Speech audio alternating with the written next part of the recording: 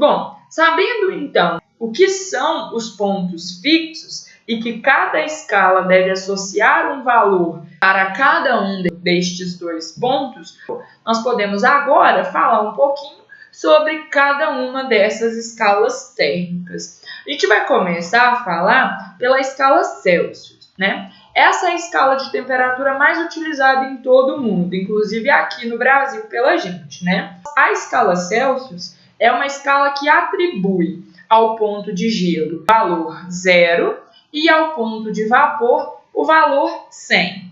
Além disso, ela é uma escala que possui 100 divisões idênticas entre o ponto de gelo e o ponto de vapor, sendo que cada uma dessas divisões, cada uma dessas unidades, corresponde a 1 grau Celsius, a uma unidade de temperatura, certo? O interessante dessa escala é que, inicialmente, ela foi proposta de forma inversa. Associava-se o ponto de vapor ao valor 0 e o ponto de gelo ao valor 100. Depois de um tempo, da criação dessa escala, é que essa inversão foi feita, tá? Então, essa é a escala Celsius. É um conjunto numérico, ok? Que associa 0 ao ponto de gelo e 100 para o ponto de vapor. Notem que, nesta situação, nós podemos observar que o ponto de vapor é um ponto de maior agitação térmica que o ponto de gelo. Sendo assim, a escala térmica associa números maiores a estados térmicos de maior agitação e números menores a estados térmicos de menor agitação. Sendo assim, nessa escala, um corpo que tem associado à sua temperatura o valor 80 tem um grau de agitação maior do que um sistema térmico que possua associado à sua temperatura o número 20, ok? Isso porque, nós temos aqui uma ordem crescente de valores numéricos, ok? Do estado menos excitado, do estado de menor agitação, para o estado de maior agitação. Consequentemente, os números que estão aqui entre esse intervalo também seguem essa regra. Bom, como visto aqui, então, a unidade de medida desta escala de temperatura é o grau Celsius. Então, seria aqui 80 graus Celsius e aqui 20 graus Celsius, certo? Outra escala que também é bastante utilizada, principalmente nos países de língua inglesa, é a escala Fahrenheit. Essa escala foi proposta inicialmente considerando dois pontos fixos diferentes do ponto de vapor e do ponto de gelo. Ela considerava que o 0 era atribuído à temperatura, ao estado térmico de uma mistura de gelo e cloreto de amônia, e o valor 100 à temperatura do corpo humano.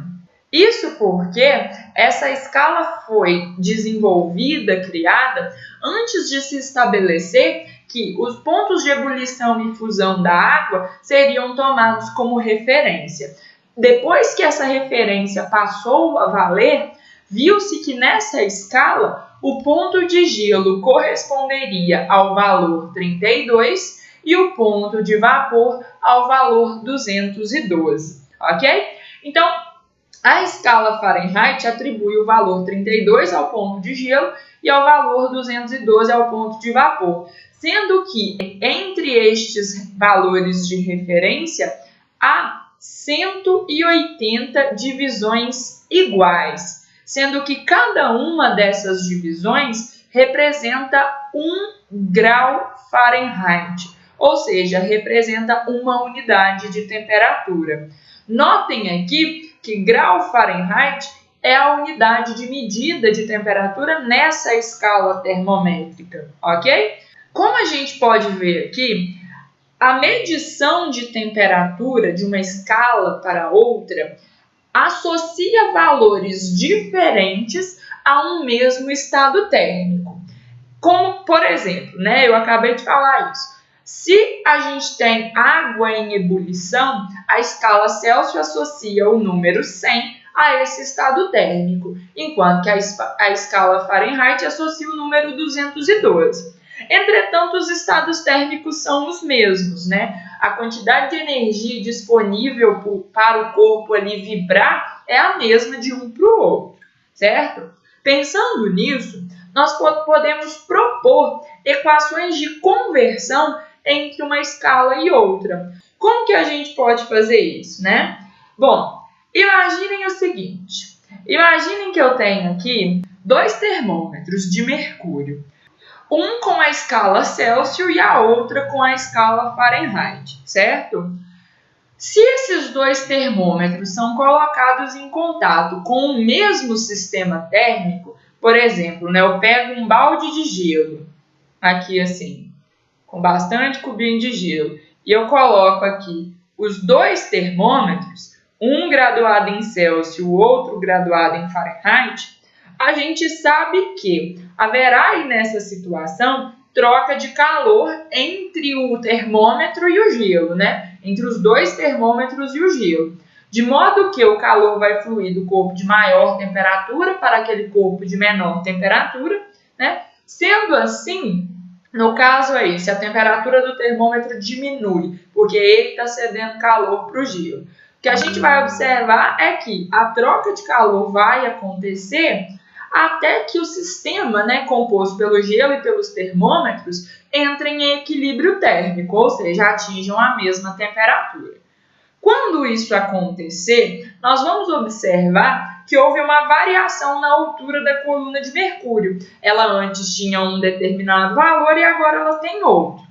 Então, o que a gente vai poder observar quando nós tirarmos esses 2 termômetros aí de dentro do é que a altura da coluna de mercúrio nos 2 é a mesma. Se eu colocasse aqui um do lado do outro, eu perceberia isso, que a altura da coluna de mercúrio atingiu o mesmo nível nos 2. E isso é verdade porque a dilatação do mercúrio não depende da escala térmica, depende da quantidade de energia que foi trocada entre um sistema e outro, né? Entre o gelo e o termômetro. Aí nós estamos considerando que os 2 termômetros estavam na mesma temperatura inicialmente, tá? Então, nessa situação em que eles estavam na mesma temperatura inicialmente, eles receberam a mesma quantidade de calor ou perderam a mesma quantidade de calor até atingir a temperatura do gelo, porque nesse caso aí, como a quantidade de gelo é muito maior do que a massa do termômetro, o gelo praticamente não sofre variação na sua temperatura. Então, o que vai acontecer é que os termômetros vão atingir o equilíbrio térmico na temperatura do gelo. Logo, a altura da coluna de mercúrio vai ser a mesma para os 2, porque eles receberam ou perderam a mesma quantidade de energia, estiveram sujeitos à mesma variação de temperatura. Entretanto, quando a gente for ler lá no termômetro, né, utilizando a escala, qual é o valor de temperatura medido aqui e aqui, nós vamos encontrar valores distintos de um termômetro com o outro. Isso por quê? Porque as escalas, né, de graduação do termômetro são diferentes, né? Os números atribuídos aos estados térmicos são diferentes. Entretanto, os estados térmicos não são. Então, por exemplo, né, numa situação que não é o gelo, eu poderia ter encontrado que a temperatura do corpo aqui, no caso, seria 20 em graus Celsius e seria 4 aqui na escala Fahrenheit.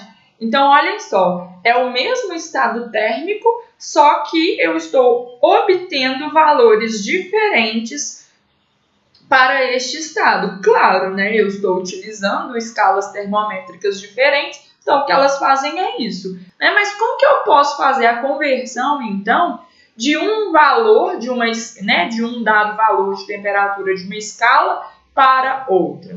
Bom, existe uma forma para a gente fazer isso. Percebam o seguinte, a altura da coluna de mercúrio em um termômetro é a mesma altura da coluna de mercúrio do outro termômetro, porque eles foram expostos às mesmas condições, certo? Notem que este comprimento é igual a esse comprimento, que é o mesmo tipo de mercúrio, só exposto à mesma variação de temperatura. Então é óbvio que vai dilatar a mesma quantidade, certo? Só que medindo o comprimento disso aqui em Celsius, nós encontraremos valor diferente da medida aqui em Fahrenheit. Entretanto, um valor é diretamente proporcional ao outro, né? Já que eles são diretamente proporcionais à altura da coluna de mercúrio, um está relacionado ao outro pela altura da coluna de mercúrio, que é a mesma. Sendo assim, eu posso tomar a razão entre estes comprimentos, porque ela vai ser um valor constante, não é verdade? Notem, eu posso escrever que TC menos 0 sobre TF menos 32 é um valor constante. Qual o valor constante, né? É a constante que está associada à altura da coluna de mercúrio, não é verdade? Sendo assim, a razão entre quaisquer outras alturas da coluna de mercúrio nessas escalas também serão idênticas a essa constante. Então, se a gente considerasse, por exemplo, a altura da coluna de mercúrio, considerando aqui o ponto de vapor, qual seria o valor dessa altura? Seria 100 menos 0, não é isso? Então, eu teria aqui, considerando a coluna inteira, eu teria que a altura dela seria 100 menos 0. E no caso aqui da escala em Fahrenheit, seria 212 menos 32.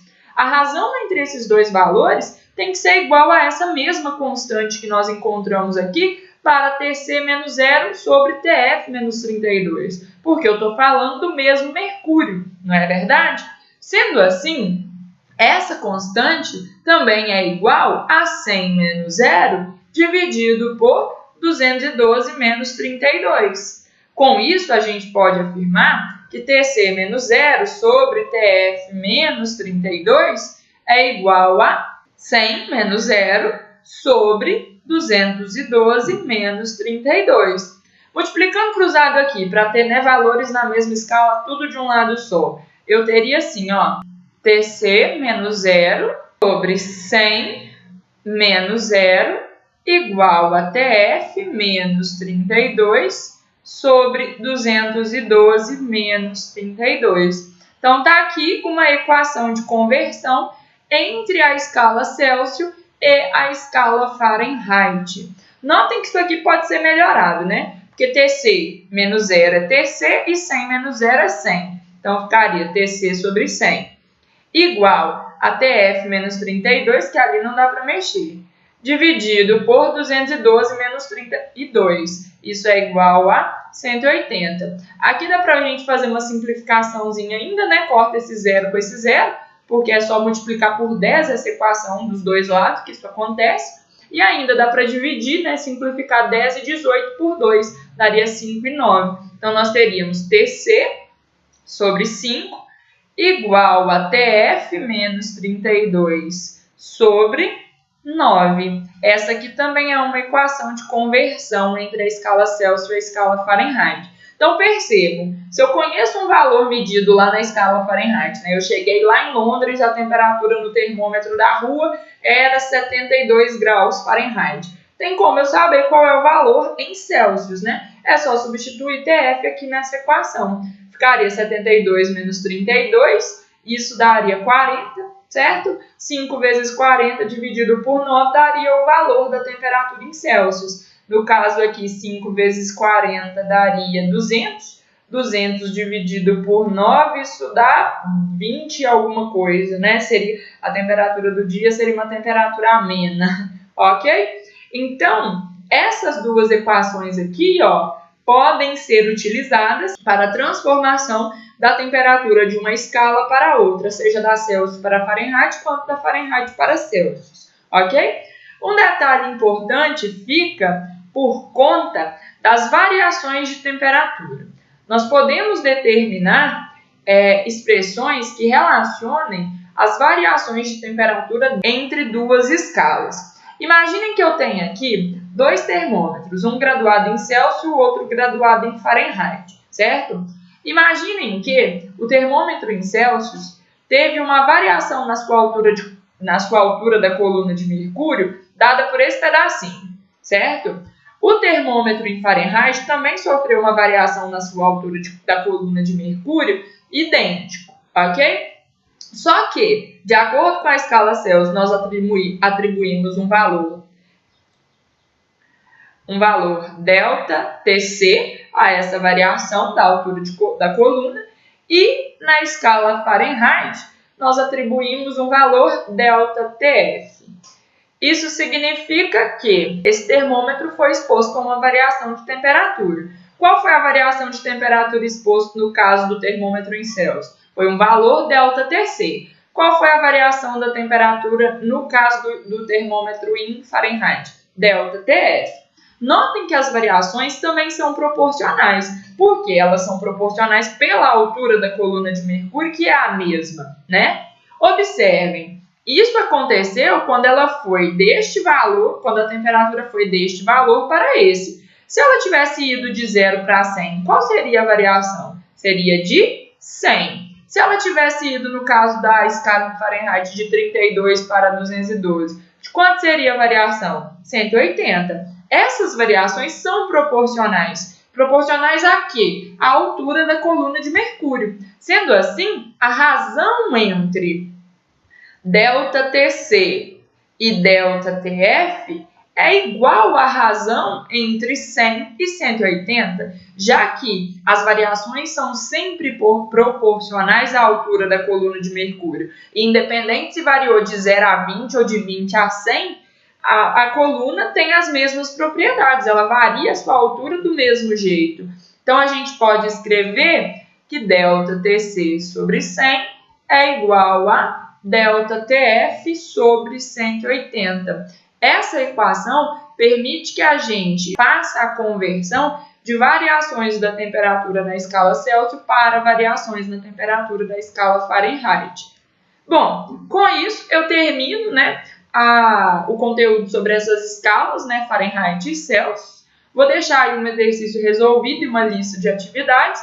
E no próximo dia eu falo sobre a escala Kelvin, ok? Obrigada, gente, e até a próxima.